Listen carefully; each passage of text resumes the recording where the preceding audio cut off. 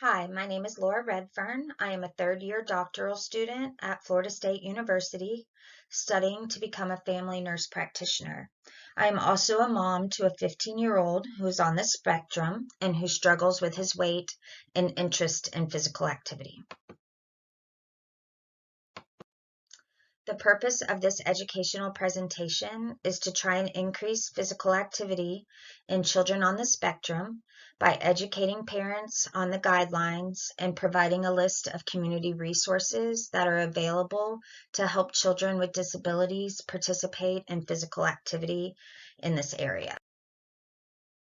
So during this session, I'm going to provide guidelines for physical activity and screen time for both children with and without autism.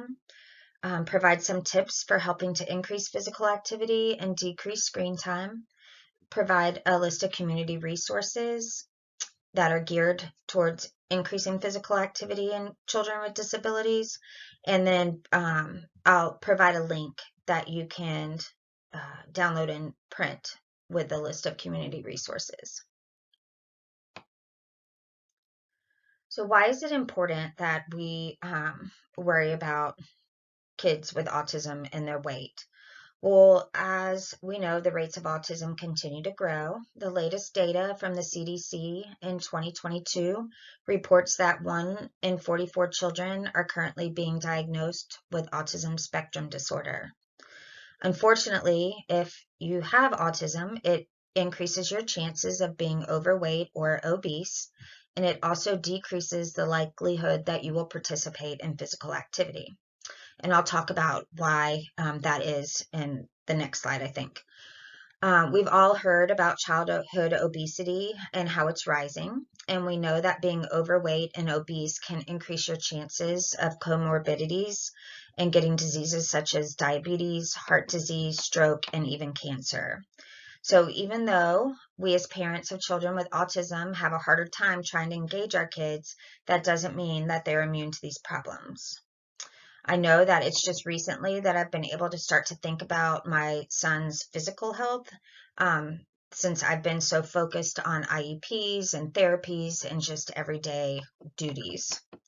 So in the research, parents are concerned about their child's weight, but they report that there are barriers when they ask for help. And those barriers may be a lack of community resources, a lack of coaches that are trained in dealing with them, or dealing with kids with disabilities, and that most interventions that are provided to them from medical professionals or say dietitians are geared towards typically developing children and don't really take into account modifications or differences that are needed for children with autism. So what type of things contribute to children getting overweight or obese? So some things that contribute to obesity and overweight in children with autism include feeding problems. So that can be things such as selective eating or limited food choices that they may possess, and that can be secondary to like sensory processing issues or, just personal preference.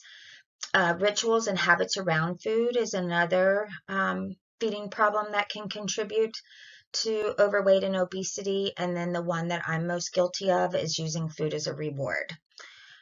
Contributing factors related to decreased physical activity include difficulty with motor skills, behavior that's not regulated, maybe rejection by peers, not wanting them to be on their team, or not really trying to include our kids in opportunities for physical activity.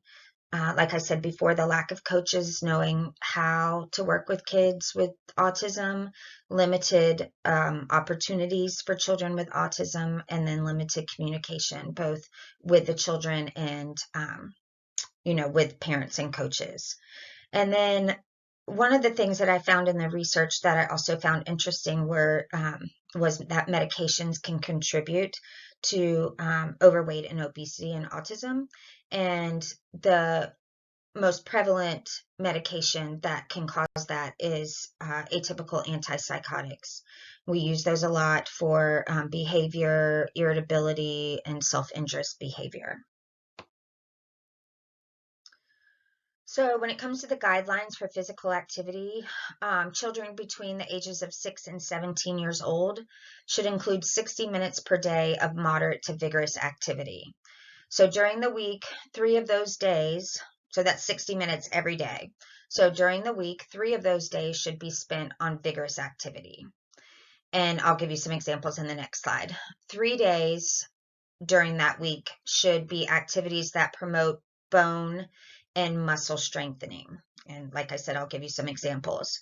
There's not really a difference in the guidelines for typically developing children and those on the spectrum, but the medical community does acknowledge that it may not be easy and that physical activity may be needed to be split into smaller sessions throughout the day in order to achieve that 60 minutes. So here are some examples of aerobic activity and muscle strengthening and bone strengthening. And, you know, these can be combined to kill 2 birds with 1 stone and to fit them all in.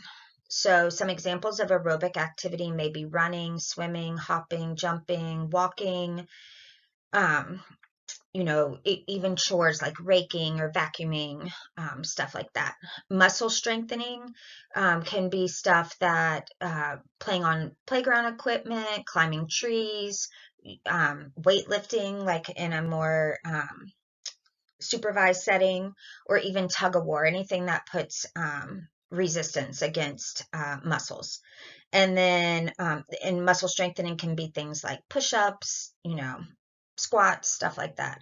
And then bone strengthening, those are things that like jumping or tennis or hopscotch or basketball that, you know, once again puts pressure like a on your bones. And like I said, you can combine those to kill 2 birds with 1 stone. When it comes to screen time, the American Academy of Pediatrics suggests limiting screen time to 1 to 2 hours per day, and that's after the child has gotten the physical activity that they should for the day. So although the research does not show a huge difference in the amount of time between neurotypical and non-neurotypical children, the non-neurotypical children tend to spend more time on the screen and on apps and activities that are less interactive or less social.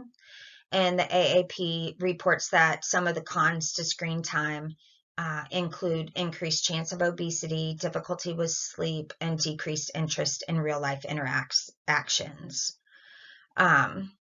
So some of the suggestions for combating screen time in children and adolescents include limiting activities that include screens, or if you are going to use screens, to try to use it together with your child and look at more educational type of content. Also turn off screens during meals and outings.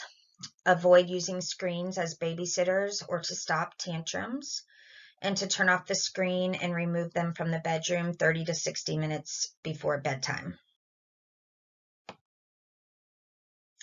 So some suggestions that I found in the literature for helping to promote physical activity in kids with autism include being a role model.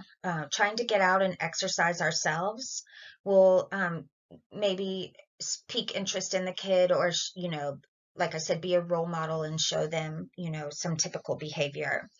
Play with your child. So that may help with motivation.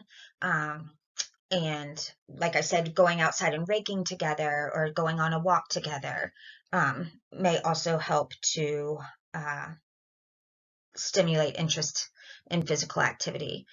Setting limits and starting small. So, for example, setting a timer and say we're going to go outside and play kick for 10 minutes at first, and then work your way up to more time. Planning ahead, always know pre-educating helps my son a lot. So, in at such and such a time, we're going to go outside and kick the ball for 10 minutes. Um, let them try a sample of different activities. So maybe they don't like walking, but maybe riding a bike would be more fun. And maybe you have to get an adaptive bike because the two-wheel bike, they can't keep their balance. So just a sample of different activities that they can try. Another thing I saw was to ask the school to help increase physical activity during school hours. So maybe as electives, they could choose physical activity, or maybe even, like my son's in a self-contained classroom. So maybe, they can get up and take a walk every so often. Um, Also ask that recess not be taken away as a punishment. So I know that that's used a lot. In schools, and maybe that's something that would not be appropriate if you're trying to increase physical activity in your kid. Maybe there's something else like screen time or something that they could take away. And then keeping screens out of the bedrooms. Okay, so here's a list of the community resources. Um, so I've tried to add the age limits of the different activities and the contact information. Like I said, there's a link at the end of this PowerPoint that you can use if you want to print it, and I'm also happy to email it to you if you want. Some of the resources and types of activities that I found were adaptive gymnastics, swimming, little league, baseball, like taekwondo, dancing, theater, and acting. There's kickball, flag football, horseback riding, cheerleading, cycling, volleyball.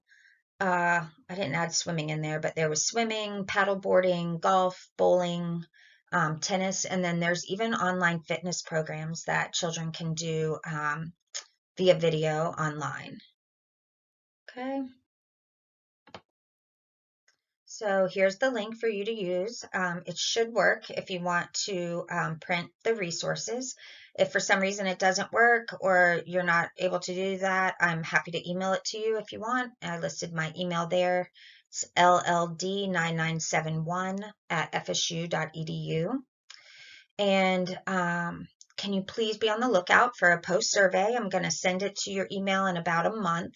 It's going to have some questions that are similar but much shorter than the pre-survey, just to see if you gained any knowledge or maybe had any changes in behavior when it comes to physical activity and screen time. So thank you so much for being part of my study, and let me know if you need anything. Thank you.